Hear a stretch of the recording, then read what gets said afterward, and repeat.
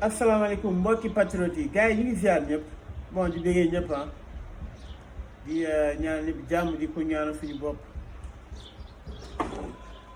di ñaanal mbokki patriote yëpp ak Sénégal jàmm rek di fi am bon gars yi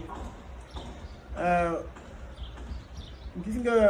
foog ñu toog daal te raisonné ñu xalaat tuuti lan moo waral lii lan moo tax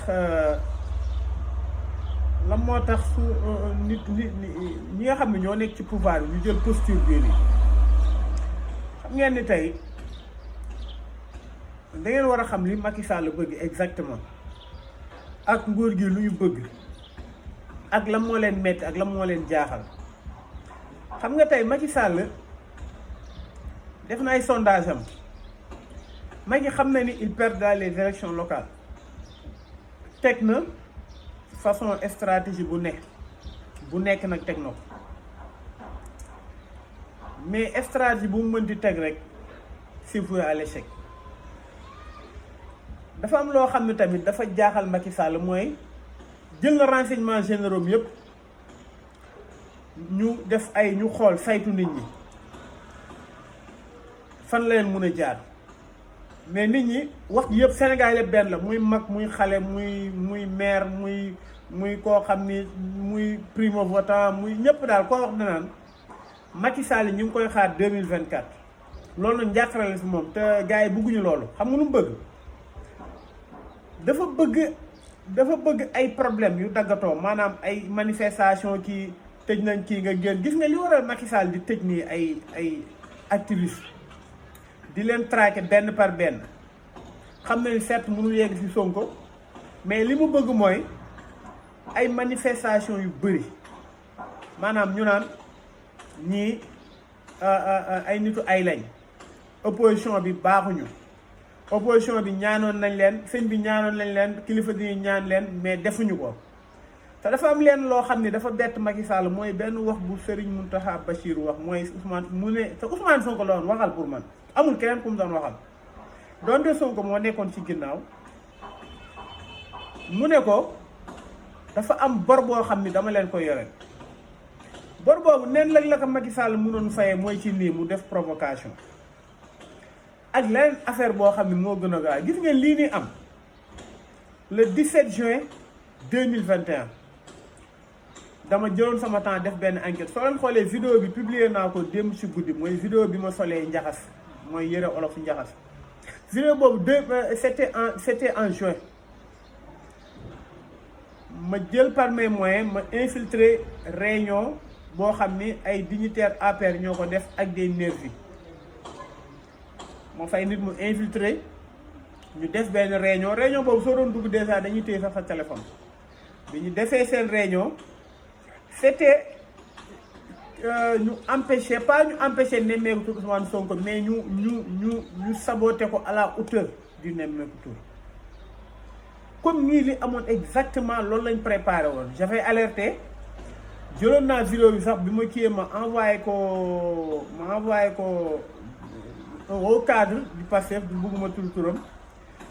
bon jël nañ ko au sérieux parce que président Ousmane Sonko bi mu defee conférence de presse jamono jooju waxoon na mu ne dégg naa gars yi ñu ngi préparé ay nervis pour attaquer ñu waaye ñu ngi leen xaar mais il l'avait pas pris au sérieux j'avais alerté mais loolu de toute façon passé na léegi dama leen wax leen ñëpp xam nañu ci àdduna bi présidentielle yi passé Ousmane Sonko dafa gagné Ziguinchor au lendemain ñëpp xam nañu élection bu ñu mën a teg Sénégal Ziguinchor Ousmane Sonko da koy gagné Ousmane Sonko su doon tëddi nelaw day gagné Ziguinchor léegi ba nit moom moo dof ba dem biir Touba wala biir Tivaouane wala biir Medina Baye di leen fa provoqué di xeex ak ñoom loolu laay xalaat loolu laay wax rek parce que mi ngi mel ni nga dem sekk nit dëkk boo xam ni ñu xër ñoo fa ne ñu bëgg ngay saaga seen benn kilifa wala dara ça veut dire que suicide la léegi APR dañoo jël le risque ñu jël koo xam ni ñu jël Doudou Ka boole kaa keneen koo xam ni El Hadj Omar Sow léegi ñoom li ñu bëggoon mooy ñu jël ñoo xam ni dañ ne ay Haalpulaar lañ te Ousmane Sonko waxoon na ko nee na Sénégal amul problème mu Haalpulaar Joola séeréer soose ak wolof wala ak ku mu mën ci doon. léegi ñoom suñu demee Casamance doon dëkk boo xam ni c'est en majorité Joola nga attaqué fa seen leader jam kenn paaka tentative de meurtre daanaka ni ñu ci dund ak dee agressé fa des centaines de personnes léegi lañ ci séentu il s'attendait à une réponse immédiate ñoom dañ doon xaar benn réponse immédiate parce que face à la colère les gens adoptent la posture animalière, la posture d'un animal. Parce que nit ñi suñu meree dañuy mujjee am benn posture boo xam ne c'est animal maanaam dañuy bëgg a fay ci saase te loolu erreur la doon on n'a rien à prouver amuñu lu ñu doon prouver lu ñuy prouver ni non ku ñu doon dañuy fay wala ñoo déet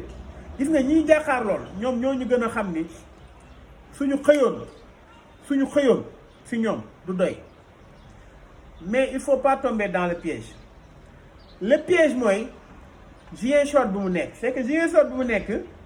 dafa doon loo xam ne fief Ousmane Sonko la suñ fa créer par exemple genre rivalité entre dóor nañ Ousmane Sonko te gars yi def xalaat ne Doudou Ka même su fekkee dafa dëkkul foofu mais dañ naan Doudou Ka Haalpulaar la ak keneen ci mu àndal gën cee filmé wu c'est-à-dire que am na lu ñu ci bëgg li ñu ci bëgg mooy benn réponse ak benn rival dañu jàpp par exemple Doudou Ka te Doudou Ka il n'a rien compris yaakaar na ni dafa def benn exploit mais ay rey la ma def gars yi il voulait le sacrifier parce que gars yi suñu jugoon pour song ko du doy léegi li ñu bëggoon mooy gars yi ñëw lakk këram wala ñu jàpp ko rey ko léegi ñu jël ñoo xam ne dañ koy fay dañ leen di fay ñu toog naan Doudou Ka Haalpulaar la El Hadj Omar Sow Haalpulaar la mu dem Casamance gars yi kii ko rey leen léegi ñu créé benn campagne de clivage ethnique boo xam ni mooy indi benn confrontation boo xam ni waa Fuuta dañ naan suñu mbokk la ñu rey suñu mbokk la ñu kii Doudou Ka ñeneen ñi naan ni Haalpulaar la moo tax ñeneen naan pourtant laaluñu Ousmane Sonko ñu jël Doudou Ka affaire indi benn kii waa Fuuta am ak problème waa joolaay nekk Fuuta am ak problème joolaay nekk Casamance pël yi nekk Casamance mu indi benn guerre boo xam ne guerre civile boo xam ne gars yi loolu lañ bëggoon léegi ma indiwaat li ma leen doon wax la stratégie du chaos lenn moo leen dese muy loolu léegi loolu su amee dañ naan Ousmane Sonko moo dem Casamance créer fa benn rébellion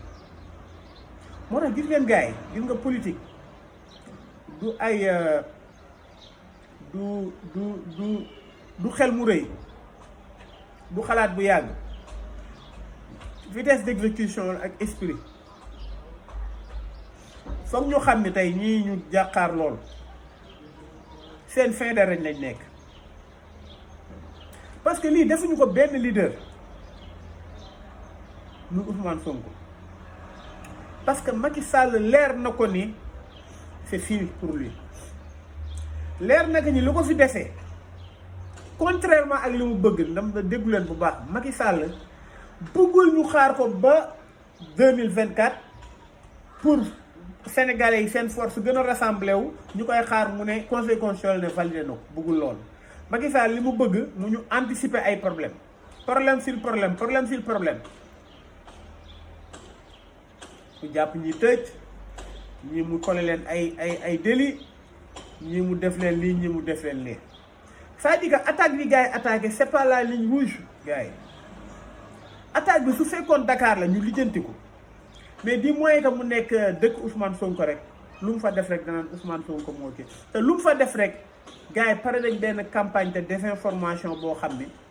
pour ne Ousmane Sonko il a attaqué les Peuls à Ziguinchor ñu jaxasele nag pël yi nga xam ne waa Fouta yi nga xam ne comprendre ñu te war nañu comprendre Ousmane Sonko amul différence ak pël parce que il a des parents pël juridiquement amul lu ñu ciy gagné parce que lii c'est commandité de haut. Doudou Ka n'a rien à voir. Doudou Ka benn marionnette la boo xam ne il comprend rien. Il croit comprendre mais il comprend pas. Gars yi les gens d'en face ne sont pas aussi intelligents que vous le pensez. Gis nga gars yi muusuñu comme ni ngeen ko xalaatee déedéet. Gis nga tey Sénégal soo xoolee depuis un instant il y a des événements qui se succèdent maanaam nga gis activistes yi ñu tëj leen sans réel motif. bii bi mooy ñu assiéger sénégalais yi mettre leen en chien de faïence ñu pare pour répondre à des futilités mais combat bi dama lay wax li mu laaj mooy xel li mu laaj mooy sacrifice parce que tey ñu bëri dinañ leen jàpp mais pas pour autant que dañu war a taxaw di def violence boo xam ni dañu war a répondre par la violence pour loolu am parce que lii ñëw mooy gën a metti te lii ñëw ça demande beaucoup de fonds parce que 2024 ya damay ñaan yàlla Macky Sall ñëw à la raison dem ak jàmm au cas où mu nar a def leneen lu dul loolu la bataille c'est la route te dina yàgg trop te dina metti trop si ñoom ñaan lu ma leen ko nag parce que nag quoi qu'on puisse dire nous sommes tous des parents mais ma bëgg ñaan xam ne rek gars yi nañu dal ñu xam ne stratégie bi buñ leen ko may agressé nañ leen certes ñi leen agressé sax fi ñu toog ñu ngi lox mais buñ leen may li ñu bëgg encore une fois xaw ma nag di ngeen ma comprendre si may waxee gars yi li ñu bëgg c'est exact kaw la ñu bëgg ci dëkk bi parce que en fait gars yi bëgguñu sax organiser élection locale suñu jëloon Doudou Ka taal këram démb ci guddi wala ngeen jël kooku noonu El Hadj Omar Sow ak ñi mu àndal rey leen ça résout rien te gars yi pare woon nañ benn campagne de désinformation benn campagne de diabolisation d'Ousmane Sonko au niveau de la Casamance et des Joola benn campagne conflictuelle boo xam ne day mettre en conflit les Joola et les Peul gën leen booloo seen biir benn ngeen gis nga ñii dañuy dem ak kum ci mën ci doon nag muy Macky Sall muy Ousmane Sonko muy kum mën ci doon ñoom dañoo ñëw fekk ngeen nekk ci jàmm te dañu dem bàyyi leen ngeen nekk ci jàmm kon gars yi gën leen yeewul politiciens yi gis nga pouvoir bi ñu jaaxaar lool ils sont prêts à tout pour loolu leen nag la ñu ragal la volonté populaire lañ ragal te loolu noonu li leen tiital mooy li gars yi yëpp na dañ leen xaar ñi ngi xaar 2024 Macky Sall loolu dafa tiital Macky Sall et ça l'empêche de dormir kon ça veut dire que li ñu bëgg mooy de petits événements des événements isolés kii rey na kii jàpp nañ kee gars yi génn nañ policiers xeex nañoo ñoom loolu lañ bëgg pour mu justifier la dictature ne force occulte yi ma doon wax ñoomi seen kon gars yi loolu laa amoon lu may wax di waxaat je le répète encore donte répétition bëri na mal mais la répétition est pédagogique nañ leen gën a xalaataat bala ñoo def dara métti na trop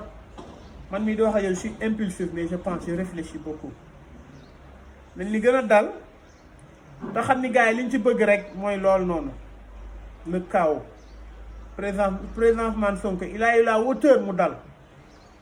mu xam ni tey Alpha Omar Sow moomu ñuy wax ku nekk ni nga koy publier mais kooku maanaam benn koo xam ni la il est téléguidé ndeysaan ñoo xam ni dañoo yàgg chômer